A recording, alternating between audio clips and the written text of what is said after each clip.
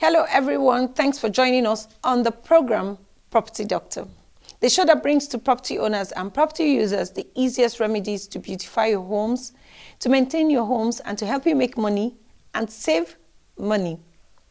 On this episode, we'll be talking about the causes of failure of our buildings and generally causes of failure of structures.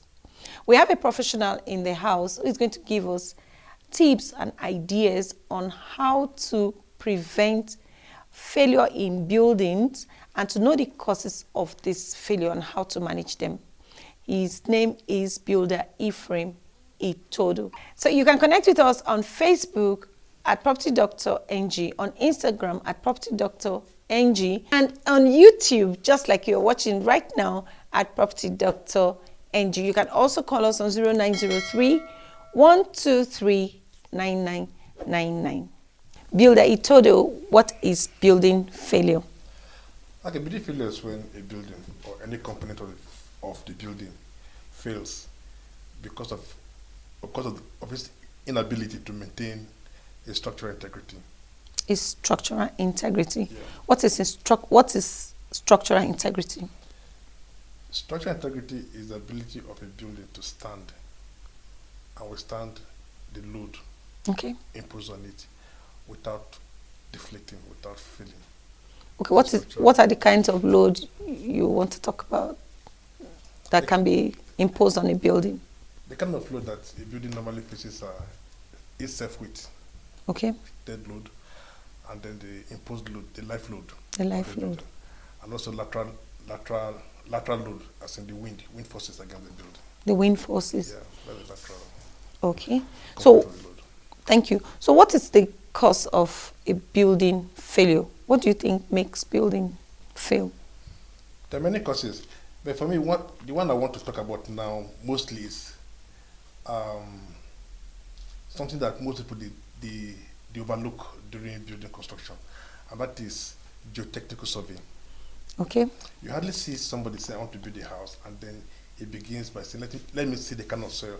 Because it's the kind of soil that determines the kind of foundation that comes into place. That is the soil test. Soil test. So the geotechnical survey you are talking about is the soil test. Soil test, yes. And the other things that go with it. That go with it. Okay. But a lot of people seem to overlook it, and they go straight to excavating.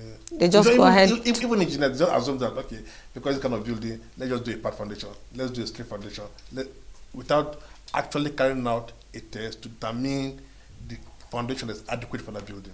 So that's also a cause of building failure. So who can help who can help people do the soil test? Yeah, we have geotechnical engineers.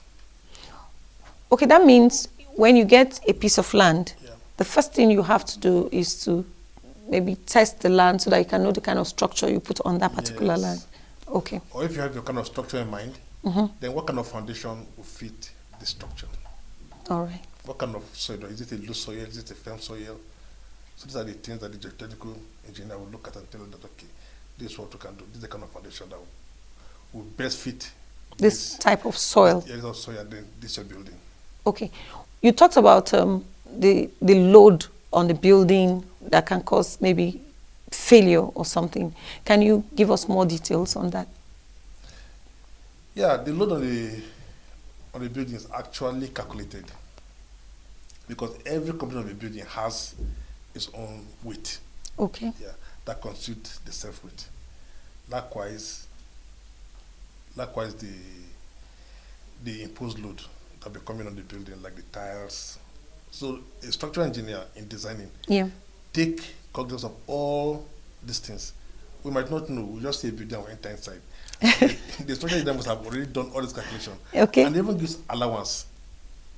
Just in case, maybe you have more than the number of people or the load inside. It's very, very gracious, generous. All right. He gives allowance. Okay. He puts a factor of safety. So that should there be an essence, it doesn't mean that because it fails immediately, it doesn't happen that way. Okay. So there's that allowance to ensure that it doesn't just fail suddenly. Yes. Okay. So what are other things you think can cause a building to fail? Other things that can cause a building to fail includes the use of substandard materials. and that is very, very common in our today's climate. Very, very common. Because everybody's trying to Yes, find shortcuts, save money, save Yes. time. Okay, well, what kind of substandard material are you talking about? Basically, almost everything, but I will concentrate on the concrete and on the steel. Yeah. So, for example, now you're supposed to do a particular kind of mix for a particular element in the building. In the building. But either the contractor or as the whoever in charge or the supervisor, you feel that it will be too expensive and you want to save something. You want to save cement, you want to save something, and you do a lesser mix.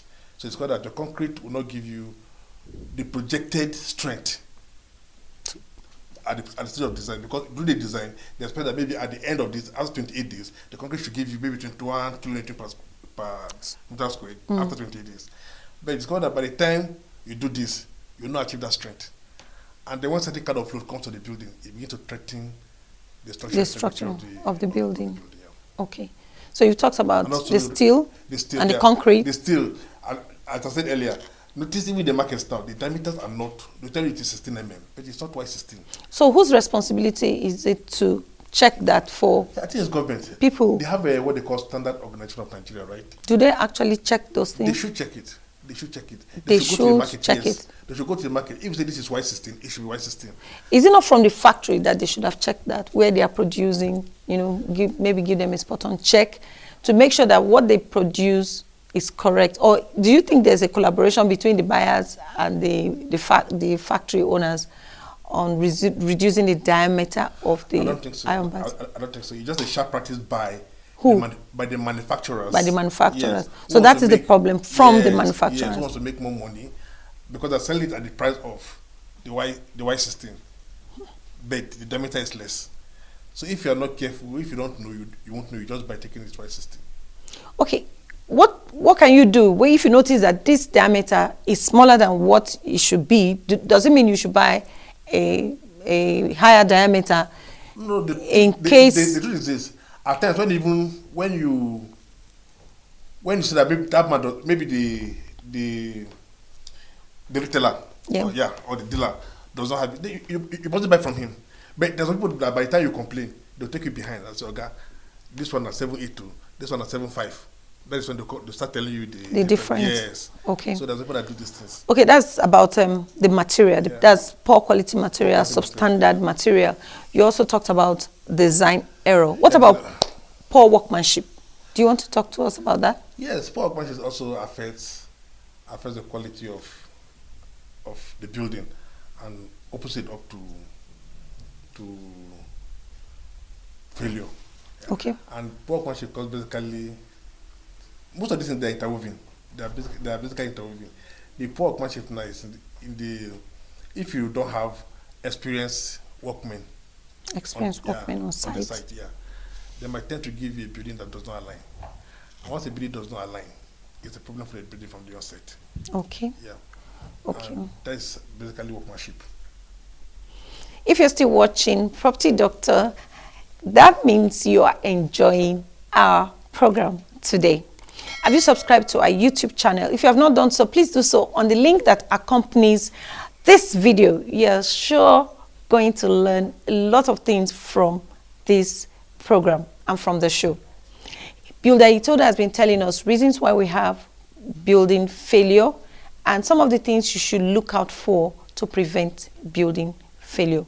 We'll be right back after the break, but before we go, Property Doctor has some products that will help you stay healthy and help you save money. We have the PD soap, the PD bleach, the PD hand wash, the Property Doctor paint, emulsion, and the satin paint. You can contact us if you need any of these products. We'll be right back. Please stay tuned.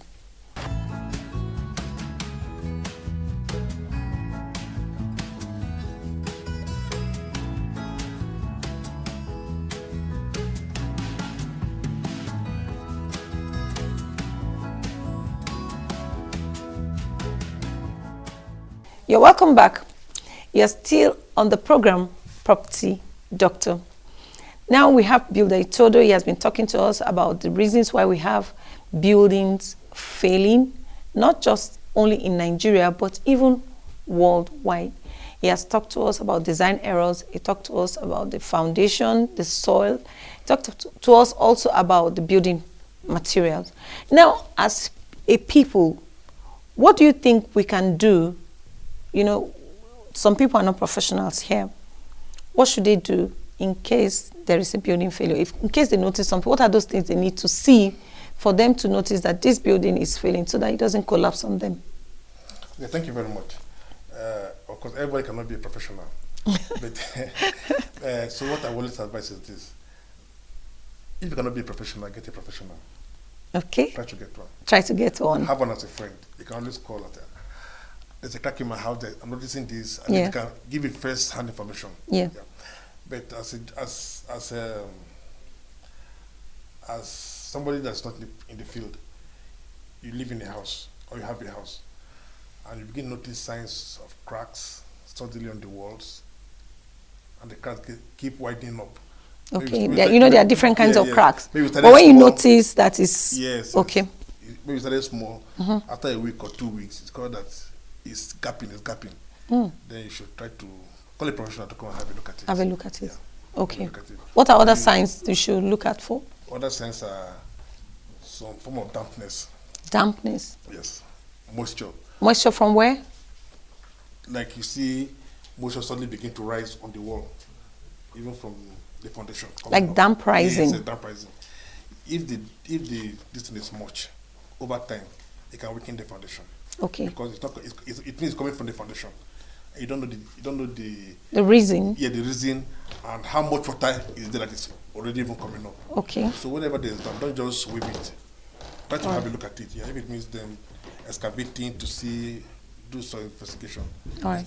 It's important. Okay, so that means that when you have damp rising in your homes, you should be suspicious. You should not just leave it. Not just leave it like that. Like if it's serious, there's some that maybe just because of the season. After the season, when the ground dries up, it goes away, and like that. But there's some that you see that actually looks serious. Even during dry season, you see it begins to grow this kind of buccal and everything. Then you can call somebody to have a look at it. You know, sometimes when you don't have a DPC, that's a damp-proof course on the wall or a damp-proof membrane, you can have damp rising. Yes. How can you differentiate between a building that is failing and a building that doesn't have a damp rise, a damp-proof course The truth is this. Protecting it? Just as I told you, it's not as if it will fail immediately. Yeah. It's over time. So even this one that don't have a damp-proof course, that for now is not of any consequence. Over time, it might become a problem. Oh, okay. So if they say we can check it now and stop it, the better. Okay. Yeah. So, do you have any last word for our viewers today? Yeah, my advice for our viewers is that always seek the help of a professional. Don't do it on your own. Okay. Thank you. Thank you for being with us today on the program Property Doctor. Viewers, I hope you have learned something on today's episode of Property Doctor. We hope to see you same time next week. Until then, remain blessed and bye.